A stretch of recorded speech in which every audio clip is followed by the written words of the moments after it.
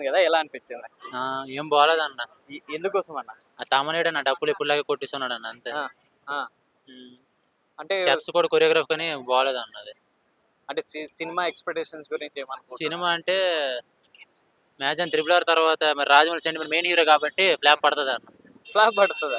అంటే ఆచార్య వచ్చింది కదా, ఇంకా ఆశ్చర్యం ఏం లేదు సినిమా కదా. హిట్ అని అంటున్నారు కదా. ఏమో అంటే అది నాకు భారతి 2 చూసినట్టు అనిపిస్తుంది అన్న. భారతీయ అంటే ఆ సాంగ్ చూస్తుంటే ఆ వైబ్స్ వచ్చి కొద్దిగా అంటే అంటే ఈ స్టోరీ యాక్చువల్ గా పవన్ కళ్యాణ్ గారి కోసం రాశారు, కానీ రామ్ చరణ్ స్టోరీ అయితే కార్తిక్ సుబ్బరాజు గారిది కాబట్టి స్టోరీ బాగానే ఉంటది.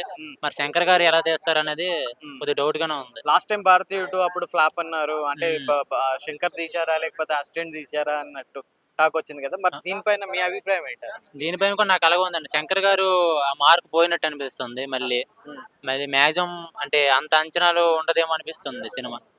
అంటే సాంగ్స్ పరంగా మ్యూజిక్ ఏం నచ్చదు. మ్యూజిక్ అయితే అసలు తమన్ అయితే డబ్బాలు ఎప్పుడులాగా రొటీన్ డబ్బాలు కొట్టున్నాడు. అంతేనా? అంతేనండి. ఓకేనా, థ్యాంక్ యూ. ఓకే.